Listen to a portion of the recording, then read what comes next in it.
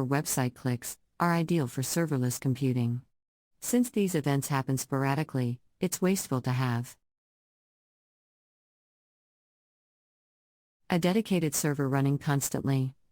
With serverless computing, the application only runs when an event is triggered, saving resources and costs. 2. Background tasks. Applications that perform background tasks, such as sending emails or processing data, are also suitable for serverless computing. These tasks can be executed independently and triggered by an event. 3.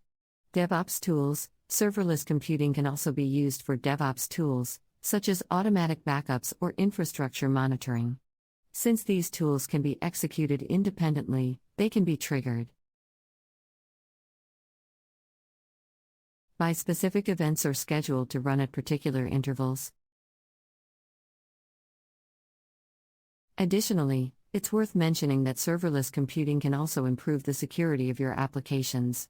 Since the cloud provider manages the infrastructure, they are responsible for patching and maintaining security updates. This reduces the burden on developers to ensure that their applications are secure and frees up time to focus on other areas of development. Another benefit of serverless computing is its ability to handle sudden spikes in traffic. Since the cloud provider dynamically allocates resources based on demand, there is no need to worry about traffic spikes overwhelming your infrastructure. This is especially beneficial for applications that experience sporadic traffic or sudden bursts in demand, such as during a product launch or marketing campaign. It's also worth noting that serverless computing can be combined with other cloud computing technologies, such as containers or virtual machines, to create a more robust and flexible infrastructure. Combining serverless with other technologies can provide the benefits of serverless computing while also allowing for more customization and control over the infrastructure. In terms of adoption, serverless computing has seen significant growth in recent years. According to the Cloud Native Computing Foundation's CNCF 2020 survey, serverless is the second most popular type of cloud computing technology, behind only container orchestration. As the technology continues to evolve and mature, it's likely that we'll see even more use cases for serverless computing in the future.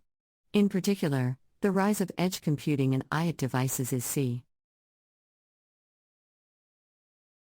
creating new opportunities for event-driven applications that can be deployed close to the source of the data. Serverless computing is rapidly gaining popularity as more and more organizations are moving their applications to the cloud. However, before adopting serverless computing, it's essential to understand its benefits and limitations, and to consider whether it's the right choice for your specific needs. If you're considering serverless computing, it's a good idea to do some research and explore the options available from different cloud providers. By understanding the strengths and weaknesses of different providers and technologies, you can make an informed decision about which approach is best for your organization. As serverless computing continues to gain popularity, there are also efforts to address some of its limitations and challenges. For example, some providers are offering hybrid architectures that combine serverless computing with container or virtual machine-based solutions. This allows organizations to take advantage of the benefits of serverless while also having more control over their infrastructure and workload. Another area of innovation is around performance improvements. Many cloud providers are focusing on reducing latency and improving the cold start time of serverless functions. This will make serverless computing even more suitable for a wider range of workloads, including those with long-running processes and consistent workloads. In addition, there are efforts underway to address the challenge of vendor lock-in. For example, the OpenFOSS project is an open-source framework that provides a consistent platform for deploying serverless functions across different cloud providers. This helps to reduce the risk of vendor lock-in and provides greater flexibility for organizations that want to avoid being tied to a single provider.